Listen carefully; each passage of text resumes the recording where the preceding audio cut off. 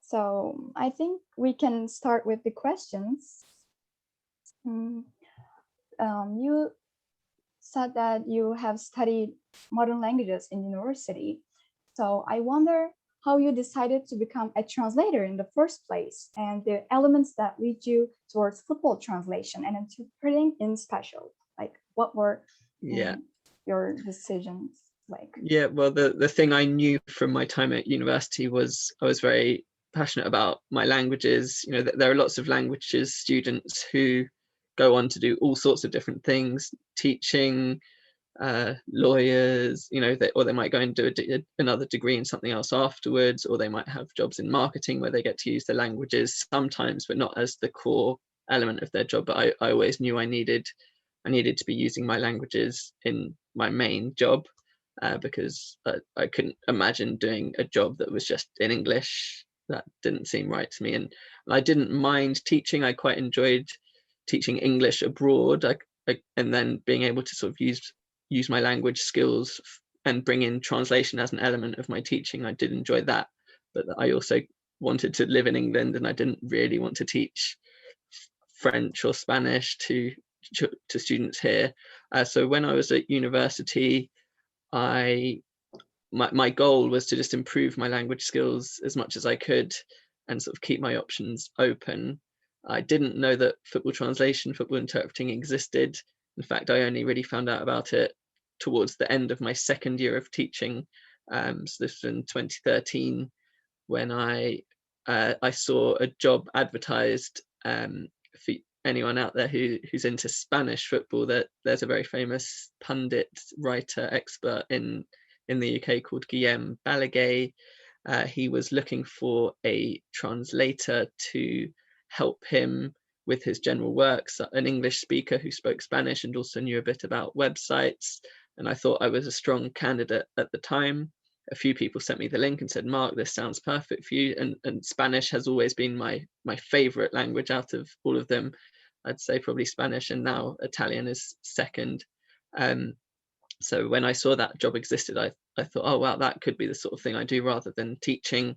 So I applied for the job. I thought I had a very strong CV and a strong cover letter, but I never heard back.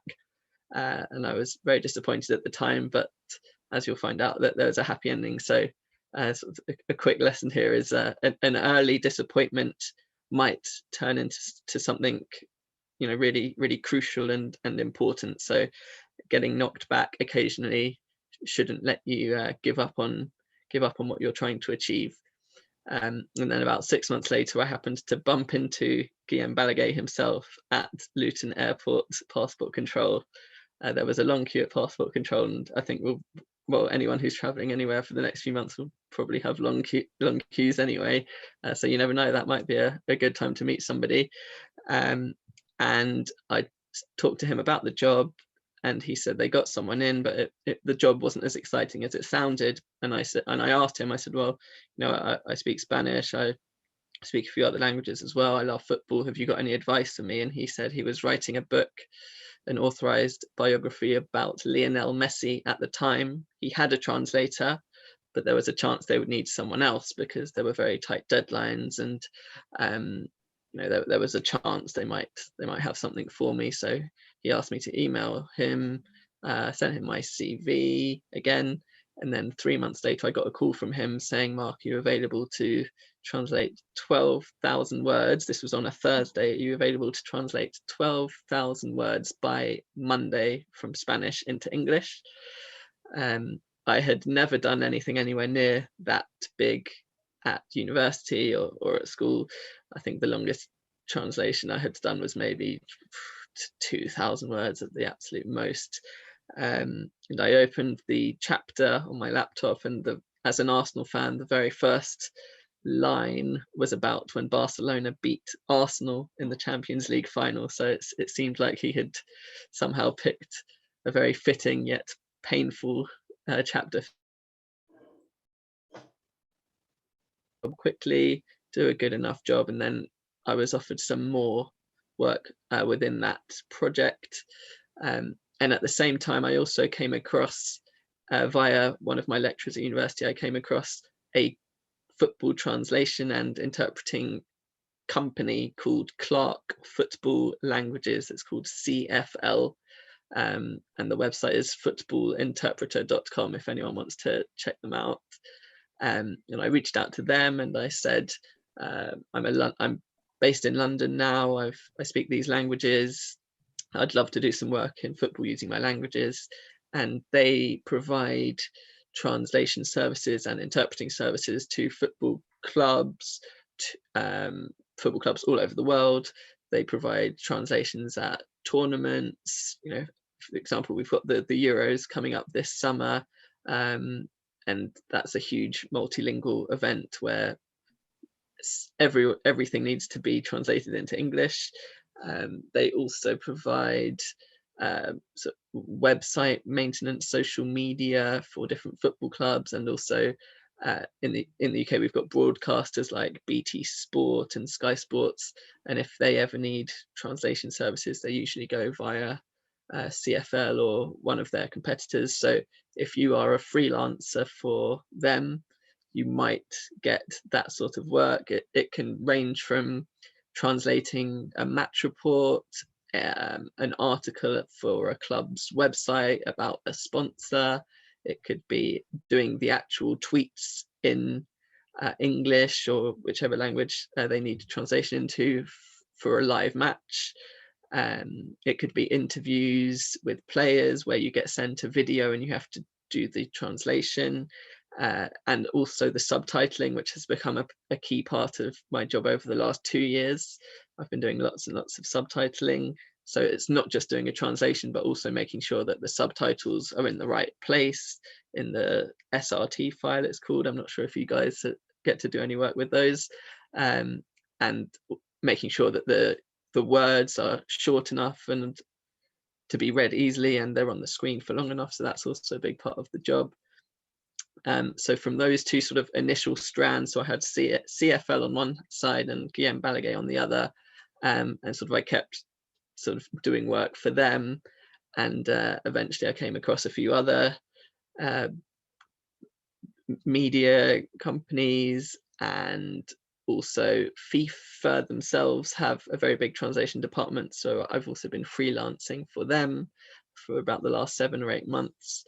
So with sort of that combination of sort of regular freelance jobs and also big projects, because Guillaume Balaguer writes big football books, so if he's doing one of them, then I usually get to help out.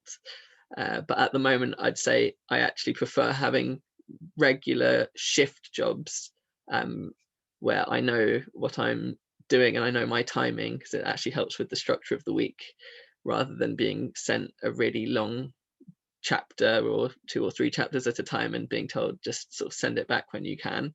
But there are advantages and disadvantages to both ways of working, but I think that's quite a good overview of how it's going at the moment. Yes, it was a great overview, and it was a great take-home message where you said like you didn't know what to do until the second semester, until the second year of your university, and then you decided and the chances kept coming.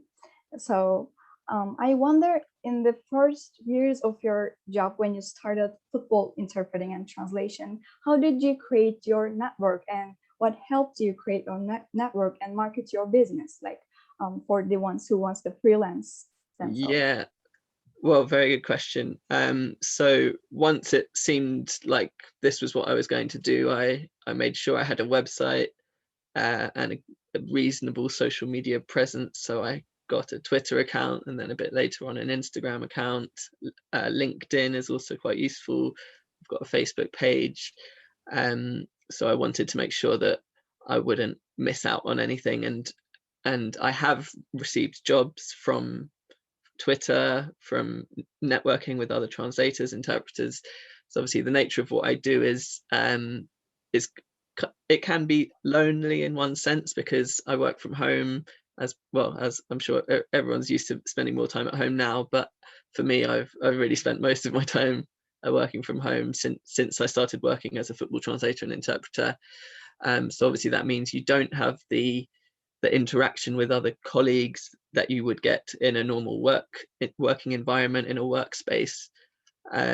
So the good thing is Skype, chat, and now Zoom have made it very easy for translators to work together, sort of ever since I've been in the industry. So I think going back to 2014, a big moment for me was actually the World Cup, because I got to be part of a very large network of translators who were working on that tournament remotely.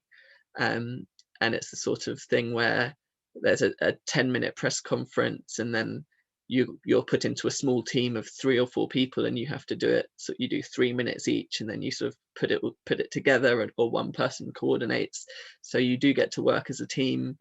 In that way you can build up your network, and then sort of get to meet other translators. And once other people know which languages you can do, and you know which languages other people can do, you know that there's plenty of scope to share work, or to pass work on, or to recommend other people. And then also having a good presence to back that up, you know, on the internet. As if someone Googles football translator, I think I might come up at some point. Yes, you do come up. So that's good to know. So yeah, it's obviously worked. And yeah, having a website that showcases what you can do and has your CV on it, that's, you know, a crucial aspect of marketing, definitely, and showing your best self. So yeah, I've definitely experienced the benefit of the internet in terms of getting more work and being able to network with other translators all over the world, no matter the time zone or which part of the world they're in. Yes. From what you said so far, I can understand, and I'm sure the friends can understand, you love your job. Like, you basically love football and you love your job. But what do you think are some of the difficult parts about being a football interpreter? Yeah, well, focusing specifically on the football interpreting side, I guess there's always a fear that you might just have a bad day, you might miss out a key word, or you might not fully understand a sentence. And sometimes it's not necessarily your fault. You might have a speaker who has a particular accent that you're not used to. You can prepare, you know, the good thing is you can usually prepare if you're given the information in advance, and you're able to go on YouTube and watch previous press conferences or interviews and get an idea of how certain people speak. But there's always a risk that on the day there might be a technical issue, there might be different people speaking at the same time. I've had interpreting jobs recently where there's also been an interpreter on Zoom at the same time, and I've heard 2 voices in my head, and that's just a nightmare trying to deal with that one. You know, it's never a nice feeling if you don't think you've fully understood somebody, but there are ways to get around it by trying to use sort of your knowledge of the background or of the specific scenario in which the person's speaking, where you can maybe use a slightly more vague or a less specific safe option that will get you through without causing any problems. But I have had situations where I've effectively had to have a fight with somebody else because I was the interpreter for somebody who was basically in the mood to have a fight with somebody. And I'm not a particularly confrontational person, but there was a press conference back in 2015 where West Ham United were playing a team from Andorra called Lusitans, and their coach was speaking in Spanish. So West Ham booked me through CFL Clark Football Languages to be the interpreter. So I got to go up in the press room and sit next to the coach. And after the match, his team had lost 3-0. I thought he would say, "No, my players tried hard. It wasn't our day. We'll try again next week, and I'm proud of them." But he actually wanted to have a fight with the West Ham manager at the time, and he basically went on a rant in Spanish, and I was sitting there in disbelief next to him as he was saying it. This was consecutive interpreting, and I had to effectively have a fight with the West Ham manager in public, and it was Slaven Bilic at the time. And that sort of thing can happen. You can be in very unexpected situations. You sort of have to be ready for all scenarios. Sort of the most regular interpreting job I have at the moment is for Paris Saint-Germain. I do the interpreting for their coach, well, and any of their players, because PSG as a club want to provide English content for the whole world to consume, and so that means this is only on Zoom. I've never been to Paris for this job. I haven't left the house to do this job, which is nice in some ways, because it means the timing is set. I don't have to worry about getting in the car or traveling, and it also means I can do other jobs on the same day, because I know what time the press conference is. It's short, and once it's done, that's it. But if you have an interpreting job where you need to travel, obviously you can't really do other work in the same way. And for this job, as I know I'm doing it pretty much twice a week during the season, I have sort of a system for making sure I prepare myself well. So I've got lots of different I've got different sections on a spreadsheet where I make sure I know the opposition team's coach, the top players, the fixtures for both teams, how many games have they won recently, which players are injured, which players are suspended, what are they saying in the French media about Paris Saint-Germain, which players are they linked with if it's the transfer window. And sort of by doing all of that, once I get to the end of it, and also watching the previous press conference, the post-match interviews up from the last game, and sort of once I've done that, and I've made sure I've comprehensively checked the club's website and the Twitter feed, then I feel that I'm prepared. And if something comes up that I haven't prepared for, I think, well, that just does happen, and it's not the end of the world. And as long as I haven't announced that PSG are signing Lionel Messi when it's not true, it will probably be okay. Yes. As you talked about, like how you have a set program that you, in this current situation, work from home. Like, I wonder if a football interpreter, or if you have a routine, or like a daily routine, or instead, is it like not set? Like any job can come anytime. Yeah, so I'd say over the last year, particularly since sort of September time, I've had the most structure that I've ever had.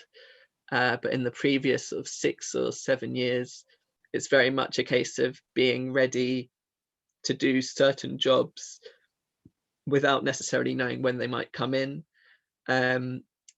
I think there are definitely advantages to the way I'm working now, because PSG, so my main 3 areas, PSG, for example, I look at the PSG fixture list. I know the press conference will be the day before, usually in the afternoon, and they tell us a few days before. That's fine.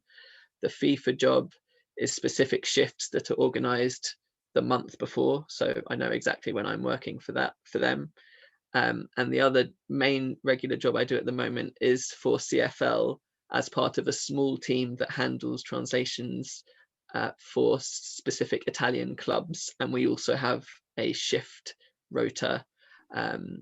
So in a typical week at the moment, I'm doing maybe 3 or 4 shifts for FIFA each week, 2 or 3 shifts for Italian clubs each week, and 1 or 2 press conferences for PSG.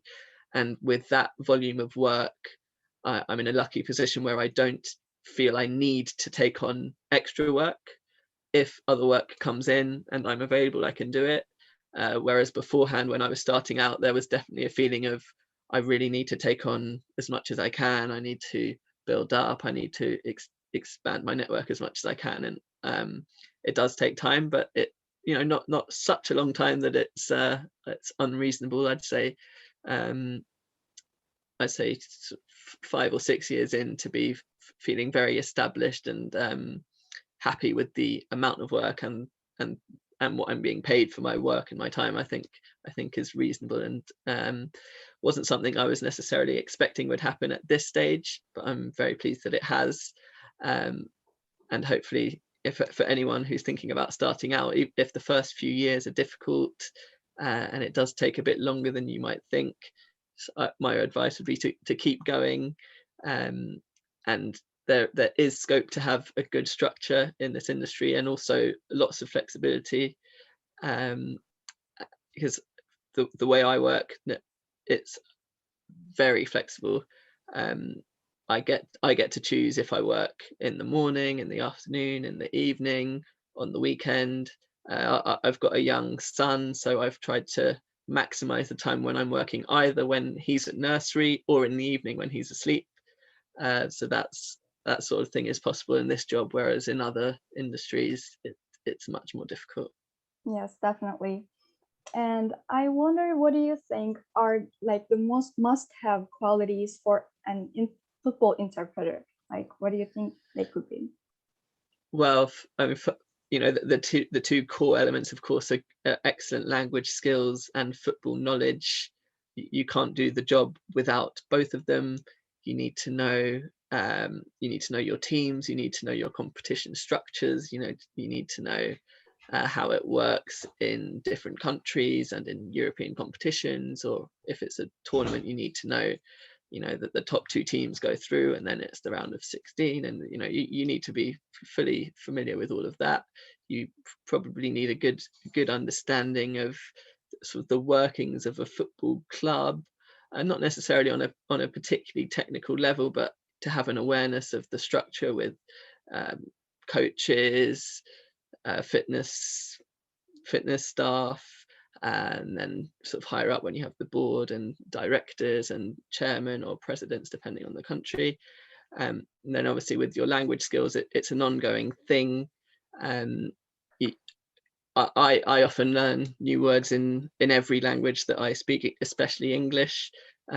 Keep going with vocabulary lists. I have sort of ongoing vocab lists on Google Docs or Google Sheets that I update almost on a daily basis, to try to keep expanding both my understanding and what I'm able to produce in English, by making it more interesting with exciting vocabulary that might not be familiar to everyone, but can improve the readability.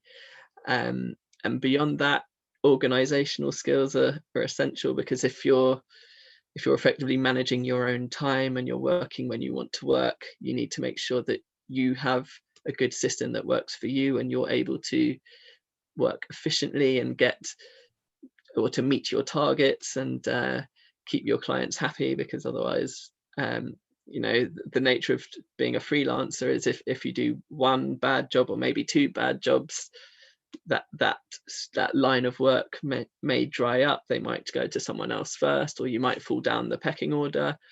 So communication skills, you have to be able to be on top of all your emails and messages coming in that might be relevant to work.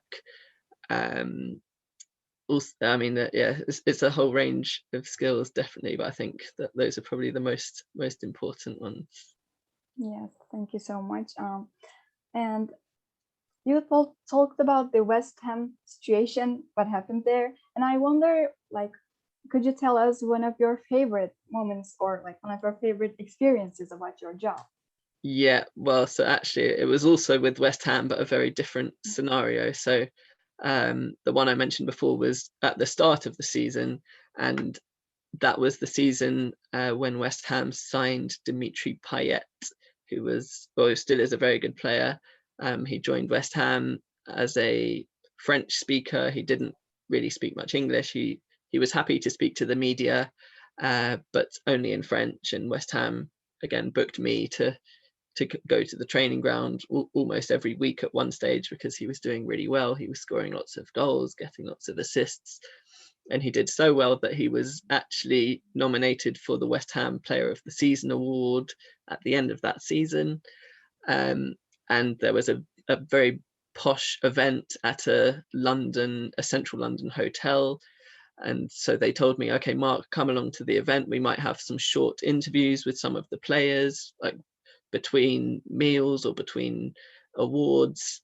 And as it turned out, when Dimitri Payet was named the Hammer of the Year, so West Ham's player of the season for 2015-2016, and he went up on stage in a huge room in front of, I think, about 1,000 people.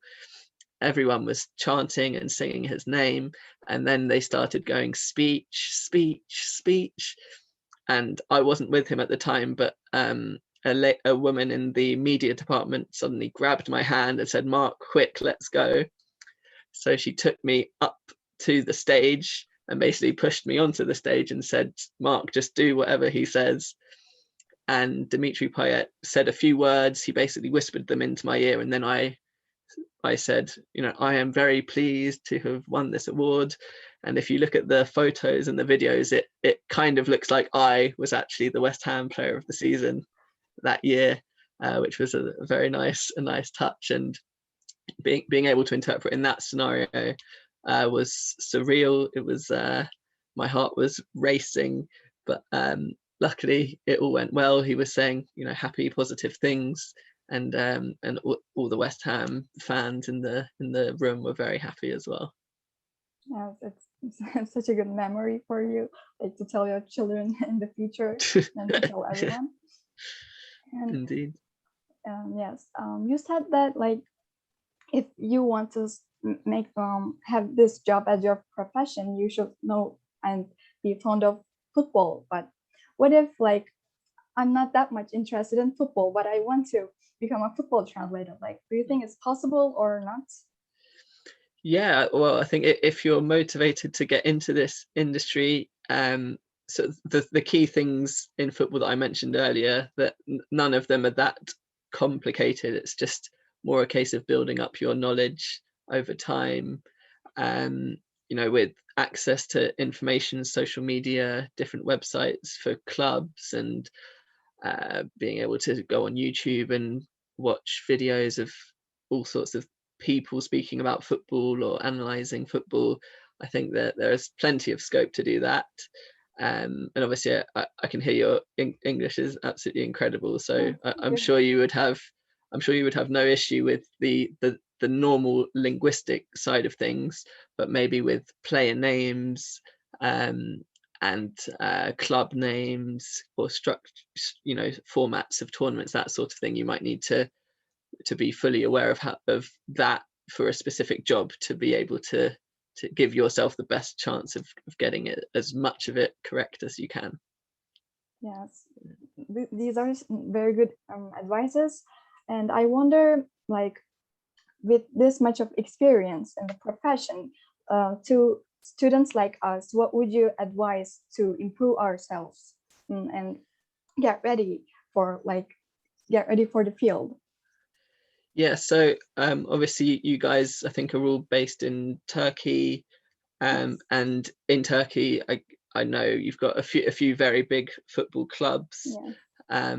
I'm sure they do have English websites, English social media, and it's a tricky one to say for me giving direct advice to you guys, because I don't know how many native English speakers work from Turkish, and I have a feeling it's not that many, in which case the Turkish clubs would go to you guys, hopefully, if they wanted translators, interpreters to work with them, especially for the interpreting. It's ideal for you guys to have English Turkish. When it's translating Turkish content into English, if your written English is very strong and accurate, I'm sure you guys could all do a brilliant job. The difference for me as a native English speaker is the jobs I do with my languages, they wouldn't choose a native French speaker or a native Spanish speaker to translate from Spanish or French into English. But I think with Turkish, it's more likely, in which case working on your written English as much as you can, and reading as much in English as I'm sure you will do, that those are crucial, and being familiar with football speak, as we call it, football jargon. That's definitely important. When it comes to sort of Turkish teams doing well in Europe, it's a tricky one, because unfortunately I don't think any Turkish teams have done that well the last couple of years. But whenever there's a Turkish team playing an English team, a French team, whatever it is, there will be an interpreter there. And if you can be part of the database, and if you're based in the right place or you have the right availability, that sort of job could come up. I would say having a full-time interpreting job, as far as I know, doesn't really exist. So the interpreting jobs, they come around, depending on the situation. They might be once a week, once every few weeks, once a month. So you whatever else is going on, if there's an exciting interpreting job, you do it, and you tell everyone else, okay, I can't work today. And the structure with the translation jobs is, maybe a club like Fenerbahce, they might have a team of English translators that maintain their website and their social media. So if you keep an eye on their website, the same for other Turkish clubs that are providing content in English, or even the ones that are not providing content in English, you could even try to approach them and say, we're a group of students, we're looking to show our translation skills, and we could do a trial with you, we could translate your website. I'd say be careful with offering your services for free. If you do so, only do it for a very short time. Do not let anyone take advantage of you, because if you're providing a service and you're putting in time and effort and you've worked hard to get to this stage, you shouldn't be undervalued, and you should definitely make sure that you are paid appropriately. But that could be an idea. It could be worth looking to see which clubs, and also I'm sure lots of you speak other languages besides English, so it might be that Galatasaray have an English Twitter account, but maybe they don't have a French one, for example, and you might be able to provide them with some research and say that it would be helpful to them, and see if they might choose you and a few of your colleagues to take on that role. That could be a good way to go about it. Yes, definitely. Thank you so much. Well, I have tons of more questions I can ask you, but I would like to open it up to our friends who has questions also. So you guys can also ask right now, because we have like... Yeah, could I maybe ask a question to Marc? Yeah. I was gonna ask, I think a lot of my classmates can relate to this, because of the pandemic, and as we're nearing the last years of our university, a lot of us are getting doubts about the future, if we can find a job, and maybe where we can find a job. And I was gonna ask if you had the same experience, and how, if you did, and how you overcame that. Well, yeah, it's a very good question, and there is a lot of uncertainty at the moment. My own experience, yeah, as I mentioned, actually, was when I finished university, I didn't know what I wanted to do. I considered doing a master's, but I didn't do one in the end. I spent a few years teaching English as sort of a gap fill to keep my options open, but continue improving my language skills. And I even towards the end of my teaching, I still didn't know what I wanted to do. And I think that's incredibly normal. And it was normal in my case, and it's still normal now. I think very few people leave university knowing exactly what they want to do, and then they do it forever. That's incredibly rare. I think if you develop your language skills, you make the most of the internet and everything that it offers to make sure you keep at a high level, you keep improving. It's a cliche, but it is true that languages open doors. If you find yourself in a situation where you don't have much going on, but there's another language you think you might want to learn, I would strongly consider it. So I've definitely found that having multiple languages has been a big advantage in terms of being offered work. So that I'd definitely try to stay as positive as you can. It's perfectly normal to finish university without knowing exactly what you're going to do, but definitely keep looking for things, keep your eyes peeled, search on LinkedIn, Twitter, just on Google, see what openings are out there, and sort of make sure you're ready. If something comes up, make sure you're ready, that you've got your CV up to date, and that way, when those opportunities come up, you will be able to take them. Okay, thank you so much. Pleasure. Anyone else?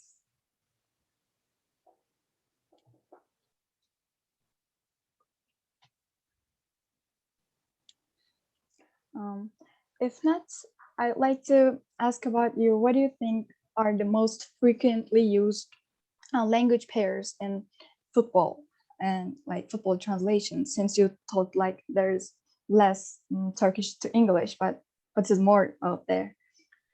Yeah, well, the most common ones for me at the moment are Spanish English, Italian English, French English. I also get a fair amount of German English work, which I can't do myself, but I then find someone else who can do it.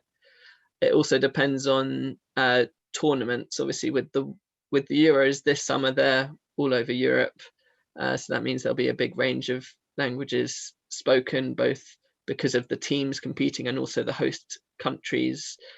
And then if you look further ahead to the World Cup in Qatar, I think Arabic will be a big language in 2022. I think with Turkish, yeah, as I said, it depends on how well the Turkish teams are doing, and the Turkish national team as well. But if you're thinking about learning any other languages, I'd recommend the Romance languages, particularly if you know one already. Maybe you already know Spanish, and it might make sense for you to learn French or Portuguese. But also there are lots of sort of other languages that might be useful, like Russian, Arabic, maybe Mandarin, but I haven't come across much work in Mandarin. But if you're ambitious and you'd like to learn other languages, I'm sure there'll be work in other areas as well as football, because just because I've sort of ended up in a situation where most of what I do is linked to football, but lots of my colleagues also translate marketing texts, medical texts, business articles. So there's lots out there. It sort of depends what you enjoy and what you want to put your time into. Yes, definitely. And I wonder, like, the true side of this job, like if ever the translator's job go beyond being the player's interpreter and like turn into accompanying them. Well, again, I seem to be going back to West Ham all the time, because if you end up working regularly with a particular player or a particular manager, at the moment, obviously, it's all online, so it doesn't apply so much. But if you're with a person regularly and also you're part of their image, the way they are portrayed in the media is partly down to the way you do your interpreting and the words that you use when you're interpreting for them. So that does create a connection and a bond, and that's a really lovely thing, because most footballers appreciate the job that we do as interpreters. I have had a few who have been a bit less enthusiastic. I've come across a few members of the media who think that everyone should speak English, and if a player is in England for more than about 3 months, they should speak English, and that that's not a very helpful opinion, but there is a bit of that as well. So with West Ham, it did get to a point where I thought it was appropriate to invite Dimitri Payet to my wedding. When I went to the training ground one day, I had an envelope with an invitation in it, and I gave it to him. He was a bit surprised, and as it turns out, the fixture list dictated that West Ham played at home on my wedding day, so he couldn't come. I'm not sure if he would have come anyway, but as far as I'm concerned, the only reason he couldn't come to my wedding was because he was actually playing that day. So yeah, that side of things can be fantastic if you get to work with players also that represent the team that you support. I'm an Arsenal fan. I have had jobs at Arsenal, and that really is the dream. So that there is that side of the job as well. Obviously I'm missing that at the moment, but I'm not complaining either, because yeah, I've been in a good situation, luckily, with other jobs keeping me at home, keeping me busy. So that will come back again soon, hopefully, but it's calmed down at the moment. I see. And I like to turn to our friends again if they have any other questions. I have a question again. Yeah. I was going to ask that you are a football interpreter, and you said that you're a huge fan of Arsenal and that you interpreted for them. Yeah. When you met them the first time, did you ever get like super excited because they were your favorites, and did you stumble over your words somehow? Well, definitely. I think the jobs I've done at Arsenal have mostly been consecutive interpreting. So I'm sure you guys are familiar with the difference. So in a football scenario, that means typically the journalist or the reporter sits opposite me. They ask a question in English. Sometimes the player understands, sometimes they don't. If they tell me they're okay understanding, then I just let them answer. Otherwise, I translate the question into French or Spanish, and then they give their answer 30 seconds, 1 minute in Spanish, French, Italian, whatever it is. I make my notes in my little notepad, and then I repeat what they say in English. But I remember sort of feeling that I was so excited to be at Arsenal. I was probably shaking to some degree, and then trying to actually hold my pen and make my notes was much more challenging than it usually is, just because adrenaline was pumping. I was just so excited to be working at the club that I support, and it was a very special feeling. It is something that over time, obviously, you get more used to it. Your body doesn't react in the same way, and then you no longer shake as much, and that helps you do a great job. Okay, thank you. Pleasure. There is a question in the chat box. I'd like to ask, what should an interpreter do if there is a negative outcome? Like if there's a problem, how to deal with it? Well, a very good question. Quite a tricky one to answer. I think as interpreters, our job is to communicate and bridge the communication gap between whoever it is we're interpreting for. It's not really our job to decide which content is relevant or which content isn't relevant. If you hear something controversial, within reason, you are still supposed to say it. You're supposed to give the best translation that you can, and if there are consequences from that, if you've done your job, if what you've said is accurate compared with the original language, you won't have any problems. One thing I've experienced, I guess, is sometimes football clubs want to protect their own image, and sometimes I've had people in sort of the media teams say to me, sort of make sure that they don't ask about this thing, or if the player talks about his future, sort of be very careful. So that there can be that side of things, and whenever I've been told that, I've tried to follow it while remaining professional and loyal to whatever has been said originally. Yes, thank you. Are there any other questions someone wants to ask? I was actually wondering about the field. Is there any specific difficulties that you had to face that someone not in the field would not know about, or that was unexpected, basically, that you could tell us about? Unexpected difficulties. Well, there are lots of difficult aspects to the job. One that I've recently become familiar with, one solution that I've recently become familiar with is actually using translation software. I'm not sure if you guys at your university, you've had any training or anyone's made you aware of it, but there's a piece of software called Trados. Yes. You do? Okay, so you guys probably know more than me, because I've only been using it for about 6 or 7 months and I haven't used it that often. But being able to have that sort of structure to a translation job definitely makes things easier and avoids some of the difficulties with, ensuring that you're using the same terms for the same things. In terms of interpreting difficulties, well, I think I mentioned it earlier, sort of that depends on the person's speech. How formal is their register? Are they using slang? Are they using words you haven't come across before? How do you make those important linguistic decisions on the spot?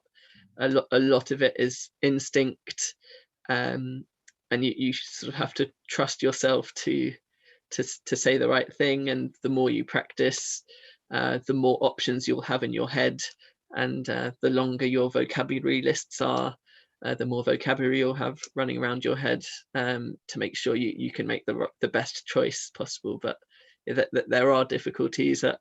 I'd say I have very few easy jobs, but I don't mind that. I like the challenge and I like the feeling of improving. But even after 7-8 years, I don't think I'll ever get to a stage where I think that the job is easy. Yes, it's not easy, but when you love it, I think it gets easier when you find some solutions like that. Yeah, exactly. Sometimes you might see something and you think, oh, I've seen that before, and if you find the solution quickly and you can just move on to the next thing, it's a good feeling, particularly if you know that the first time you saw it, you spent 15-20 minutes doing research, or you had to check with somebody else, and that's improvement. And that's making sure that what you do on a daily basis helps you do more efficient work in the future. Yes, definitely. If there is no other questions, I'd like to share my screen for Marc. If you have questions, you guys can ask it.